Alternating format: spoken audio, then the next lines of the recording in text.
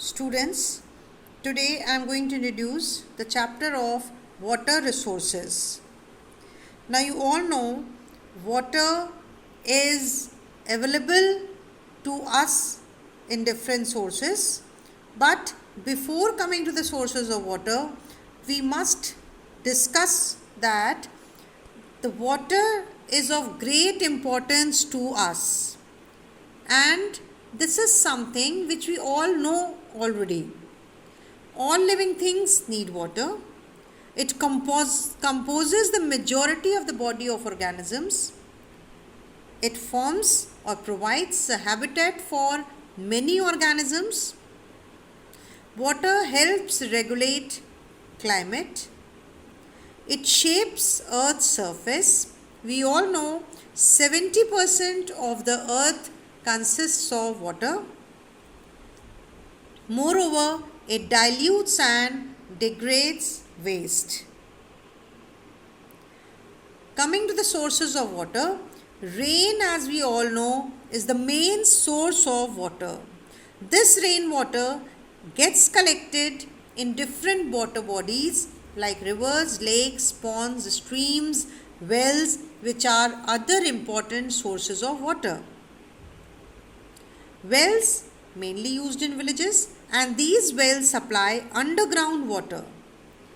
Tube wells are also the source of underground water, but it is taken out electrically, or diesel pump is used to pump the water.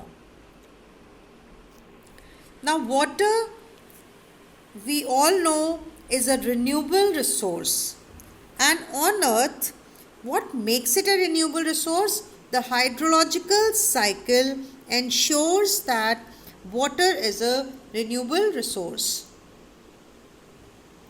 Fresh water is mainly obtained from surface runoff and groundwater that is continually being renewed and recharged through the hydrological cycle. How does this works? I think by now everyone knows what is a water cycle. This water, which is so precious to us, is being wasted, and today, due to lot of reasons, we are facing the water crisis. Now, let us discuss what are the reasons for the water crisis. In my slide, I have shown you the man-made reasons for water crisis. But before coming to the man-made reason, it is very important to know that water scarcity is somewhere or other, directly or indirectly, related to the amount of precipitation received by an area. If the amount of precipitation is less and consumption is more, naturally it is going to lead for water scarcity. Water scarcity in most of the cases is caused due to overexploitation, excessive use of water, and unequal access to water. Some get water, they store it, they waste it, and some do not get water at all. So, through overpumping, as we discussed in the case of tube well, lack of law managing the extraction of groundwater. Those who have an access to tube well, they overuse the water, they over extract the water, leading to waterlogging of the fields and wastage of water, and also degradation of soil. Population growth, naturally the number of people are increasing day by day. With the increase of this, the demand is increasing, and so the consumption. Water is being polluted also. We all are aware, see, there are two things. One, we spoke about quantity in the beginning. When the water is not there, naturally scarcity will be caused. But water is there and the quality is not good. People cannot drink it, people cannot use it. Naturally, that also causes water scarcity. So this pollution is through industrial waste, river sewage system, etc. Once we know the causes for water scarcity, it becomes very easy for us to manage our water resources. We should use water carefully. All kind of dispersion of god idols into the river should be stopped. Factory waste should not be thrown into the rivers, or the waste should be treated before throwing into the rivers. All kind of human activities, as far as possible, should be stopped. The wastage of the water should be reduced. Using such measures, definitely we can manage our water resources. In order to manage water crisis, yet another step was taken up. Initiative was taken up by Pandit Jawaharlal Nehru. Introduction of multi-purpose projects. Large-scale hydro projects which include dams for water retention, canals for irrigation, water processing, and pipelines to supply water to cities. This led to improvement and industrial growth also. Now, if we broadly see the objectives of multi-purpose project, it's same, you all are aware of it also.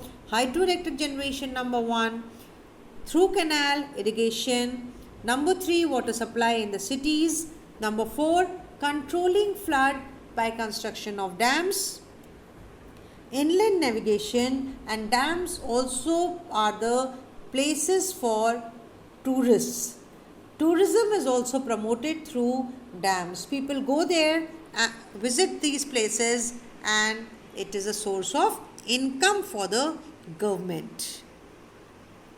Now, the dams which we are talking about, which are so advantageous to us, they have disadvantage also.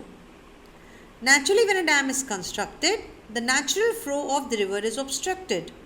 The moment the flow of the river is obstructed, sedimentation at the bottom starts. This sedimentation leads to poor aquatic life. Presence of rocks and particles hampers the breeding of fish. People are displaced from their original place. As a result, they lose their livelihood. With lot of supply of water, farmers, they are not interested in other crops now. They are mostly interested in growing cereal crops. Cereal crops, especially rice, causes or consumes lot of water. As such, we are losing our underground water table also. When there are sudden floods, what happens? Heavy rainfall, the level of the water increases in the dam. Dams have a certain capacity.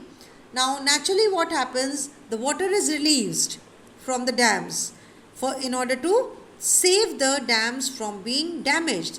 Now, when the water is being released, that causes sudden floods in the villages. So, the dam which has been constructed to control floods, these dams become the cause for floods.